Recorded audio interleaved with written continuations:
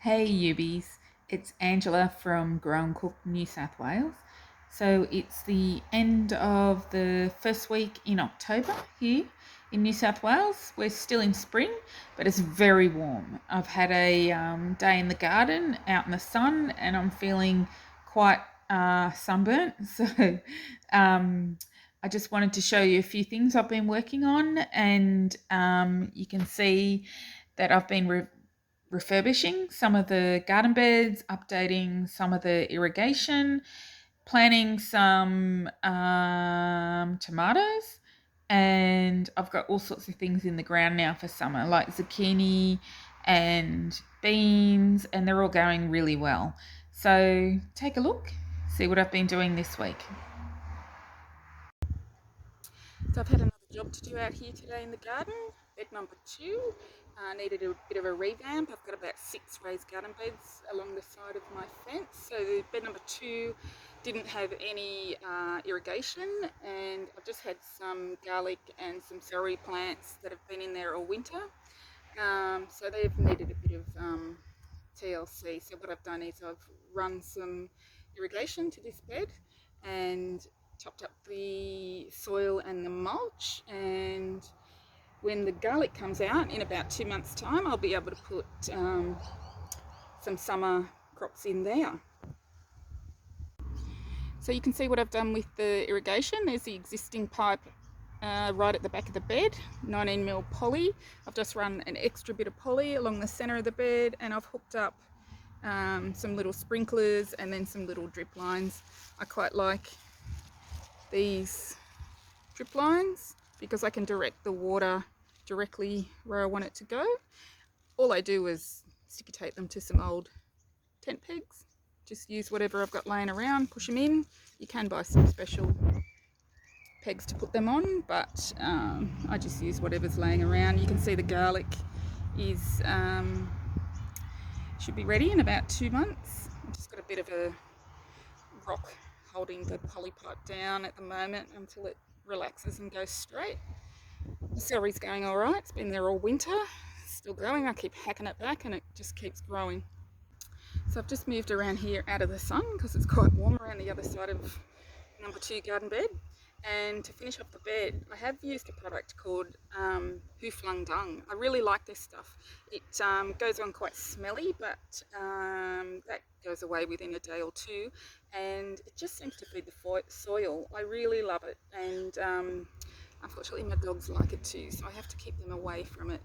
I'll just turn around and give you a little look at it. So this is it, Who Flung Dung, 20 bucks a bag at Bunnings. A little bit goes a long way. So this bag will do probably about 4 garden beds, and if I can keep the dog off it, it's awesome. Look at her there, sleeping. She's very old, 14. Hi Buff. Buffy. Buff. No, won't move for anybody. My next job is to get stuck into the lemon tree. As you can see under the tree, it's really overgrown with weeds.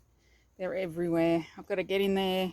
I've got to hack back that ivy that's growing in there, and the leaves kind of look like they need a bit of a feed. So I'm going to get in under there and I'm going to clear away all those weeds, give it some fertilizer, some mulch, some wood chip, and I'll probably do right up under the passion fruit vine as well. As you can see, I've got lots and lots of flowers on the passion fruit vine. So many flowers. Hopefully we will get some passion fruit this year.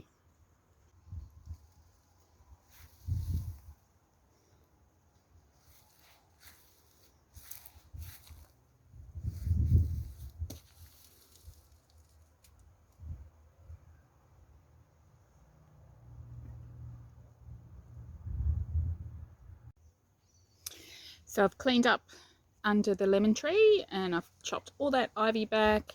I've put some fresh compost down under the lemon tree and some fresh mulch. Looks so much cleaner and tidier now.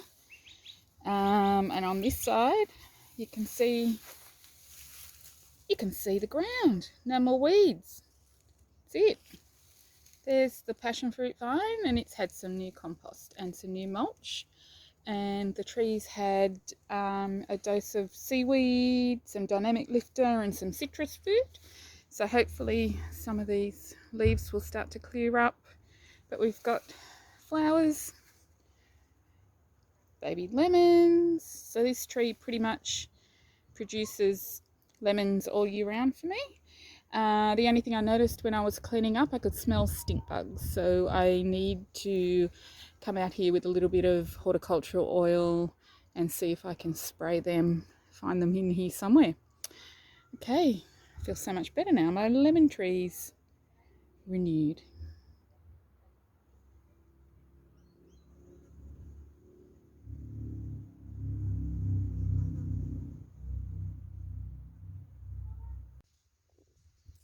Okay, it's tomato planting time. As you can see, I've got some seedlings here. These ones I've planted from seed. As you can see, these ones are still quite small. They've only just popped up. So when they get to about that height, what I do is I repot them into a fresh pot of potting mix with some dynamic lifter in. And you can see these, how they've got roots all the way up the stem.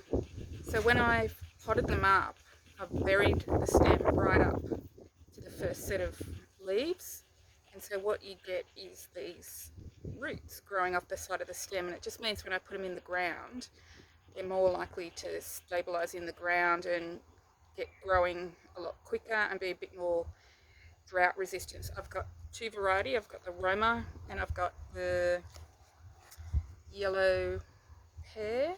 So these are a small tomato, because here I cannot grow big tomatoes. They just get eaten alive by fruit fly, and it's just a heartache. So I don't even try anymore. But I'm going to go plant these into the garden. I've prepared the bed with lots of compost and some dynamic lifter and a bit of potash, and hopefully they'll grow. So here they are in the garden. I've got the little yellow ones on that side, and I've got the Romas over here with some water set up. I grow them up these, just an old timber ladder. They grow up there and I can tie them off to there. They only look little now because I did bury them again right up to that first set of leaves. They had huge roots because they'd been in the pot a couple of months, but I think these guys will do really well. But I'll show you the difference between growing tomatoes from seeds and growing tomatoes that self-seed. So these tomatoes self-seeded and popped up probably about 6 weeks ago, and they've grown massive. They've grown all up through this apple tree. I'm already getting little cherry tomatoes. And with these tomatoes, I do nothing. They just pop up out of the ground and they keep producing for a couple of months until they die off again. I don't do anything. I don't water them, I don't fertilize them, and they seem to do best of all. So I don't know, guys, what is easier?